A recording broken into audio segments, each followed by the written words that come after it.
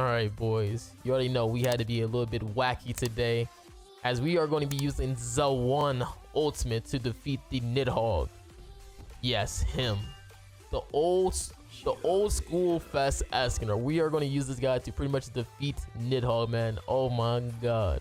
Just to showcase how powerful this LR Elizabeth could be, because I know a lot of you guys have some doubts about her and how good she is for PvE content, because I always get comments like, yo, I'm struggling doing this and that, and I feel like LR Elizabeth could help you so much as a pickup, because I know you guys probably be seeing these PvP LRs being ESCANOR or Lost Vein, but a strong PvE character could make your account go crazy. Again, if you were struggling on Demonic Beast and you probably been getting like shafted and pulling like Magilda, or Thonar and stuff like that, maybe she could be that character to help you out without needing for you to spend gems back to back, right?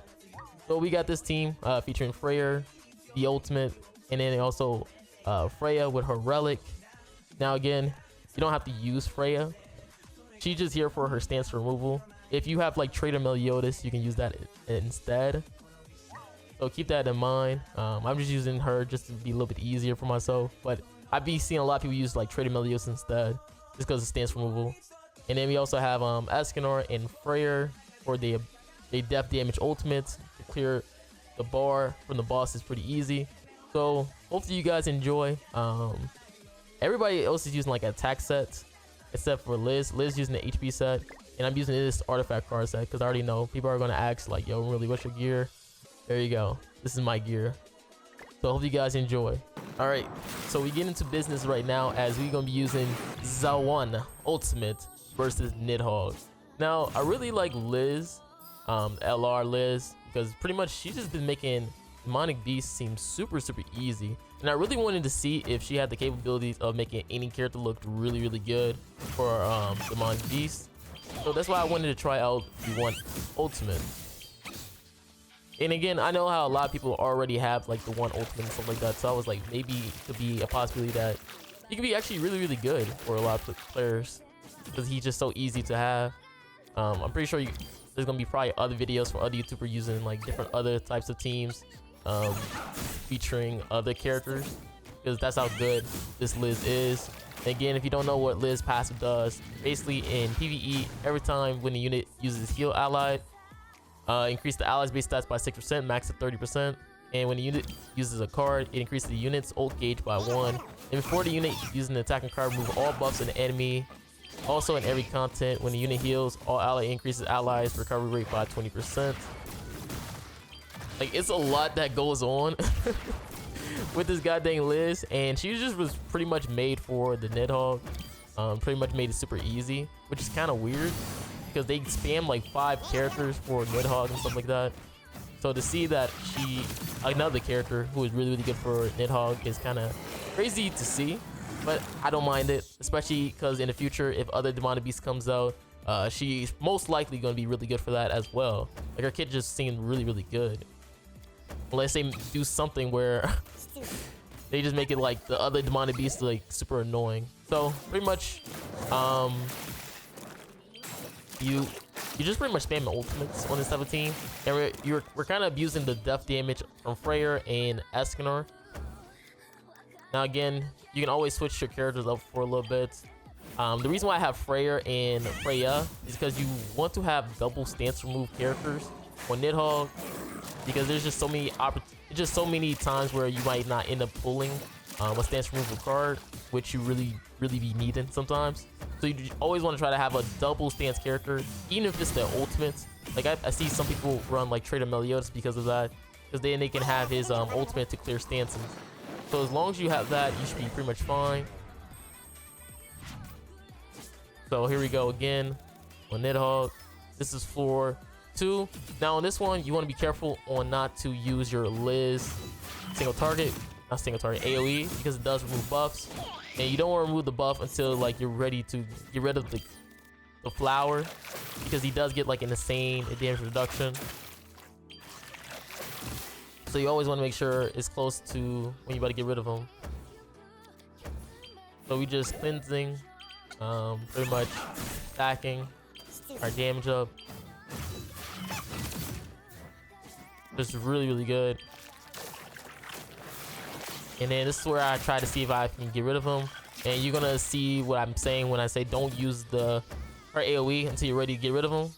Because then you're gonna see the damage reduction right here because I didn't finish them all. And then I just pretty much reset by closing the game. And there's the reset. Now again, to reset, you just want to close the game off and stuff like that. Just so you can start back your turn in case you might mess up. That's usually what people use the reset method for. And now we're on floor 2 phase 2. This is one where he gets you an infect if you clear a stance. So you want to be careful on if you want to clear a stance, you want to do it after you heal. Yeah, after you heal. Because you will get hit with a red debuff infect. Which is kind of nice because last time, the reason why this phase was like super hard was because it was a gray, but they kind of nerfed that to make it a red. Just so now a lot of characters are more viable for it. It's a red, so it's now cleansable. I'm ulting right here.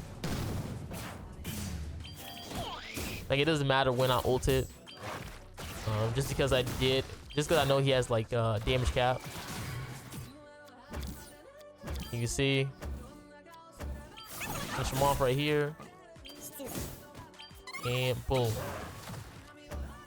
Now we on the flats. Now we on floor 2 phase 3. Now this is the one where you wanted to make him below 50% of his HP. Because if you don't make him below 50%, then he gets an attack boost that lasts the entire run. So you always want to get him below 50%. And dang, like, you see how much damage freaking Freya did with a 6/6 death damage ultimate. So he took out 80% of his HP. That's because he does have like that cap, which is like 500k. So again, having a character with death damage is gonna be really nice.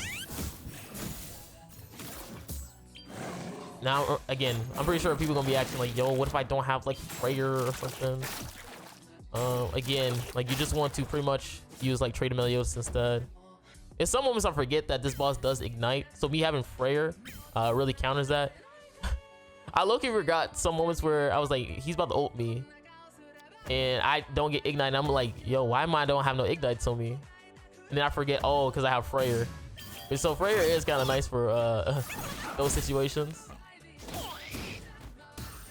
Now this is where I overkill, just because I thought to myself, I was like, I was like, I was like, is my damage good enough? And then I think I overkill by using Freya ultimate. I wanted to pretty much use ESCANOR ultimate to heal a little bit. But oh yeah, I overkill with Freya. That's what it was. Freya just one shot out of nowhere. Look at that, 500k. Just one shot. So I end up not getting that much HP for this floor for the one ultimate. So I pretty much just ended up just going for like heal plays and stuff like that. Just wasting cards. Now you don't want to waste these buff cards, because this is where it gets a little bit tricky, because you pretty much want to try to deplete the gauge using silver and gold cards or even ultimates. He does have parts of his passive where if you see that damage reduction thing, you have to use up a card, and whatever card you use, you will be unable to use that type of card for multiple turns. So if I use a buff card while he has the damage reduction, I won't be able to use the buff cards anymore for about 2 turns. And they repeat that for about that cycle for 2 turns, every 2 turns. So keep that in mind. So you can see right there, I'm using the buff card, so I won't be able to use that for 2 turns now. Yep, 2 turns. And Liz attack card is actually really nice because you get to remove the attack buff as well. A really good character, because the attack buff can be actually really annoying.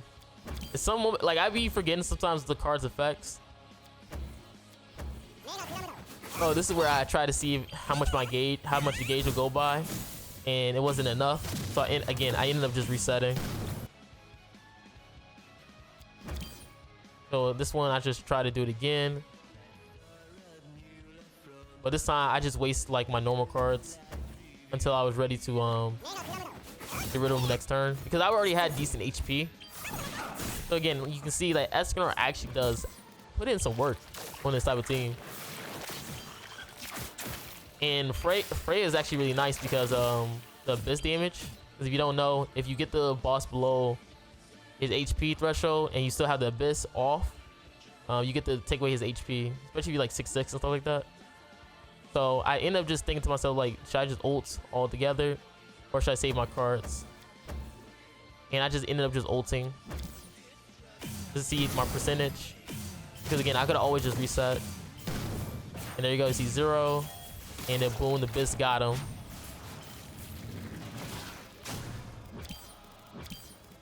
And this one, you want to get rid of him. You want to start with the stance clear. Because if you don't, he gets like that damage dealt boost. So you always want to try to stance clear at the beginning. And then start to reduce the gauge. Remember, every time you use a stance removal card, that gauge goes up. That's why you don't want to use too many characters who have stance removal cards. That's why Red Freya has always been like really good instead of the green one, because the green one has double stance removal cards because they're single target. So she ends up being like super trash for this floor, the green Freya. You know, some people do like to have that extra double stance removal. It really sucks when you have to play on phase 2, floor 3. And I also had to reset a whole bunch of times on this one, just because I didn't know my damage on ESCANOR or this team. So I just had to reset. You can see right here, I was trying to get rid of him and see how much damage I could do, but it wasn't enough, so I just reset. And there we have it.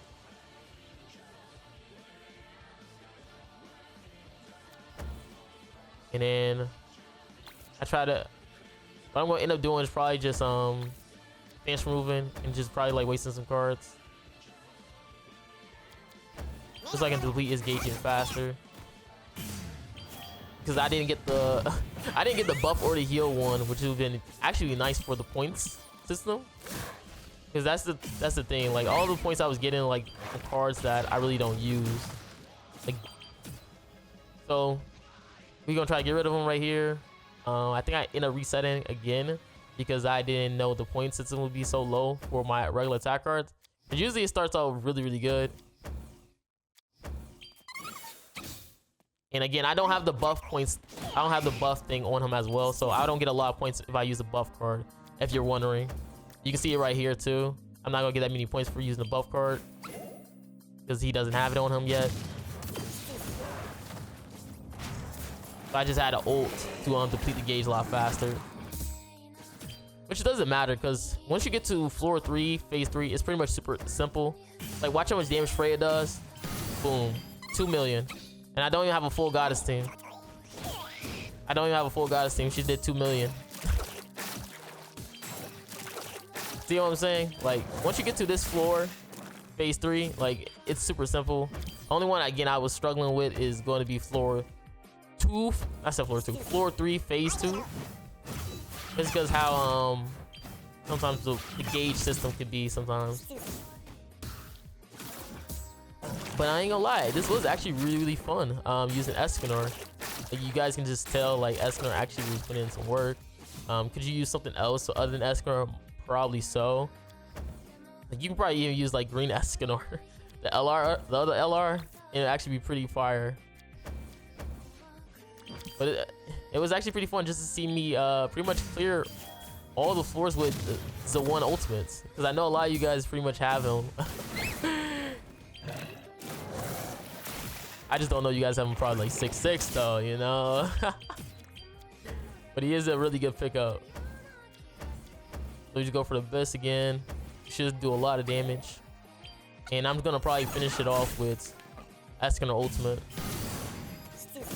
Just for the video's sake. So hopefully you guys enjoyed this video. You know, make sure you guys like and subscribe again. Again, this is just something fun to do, just using the one ultimate. And just to show how good LR Elizabeth is. And that's GG.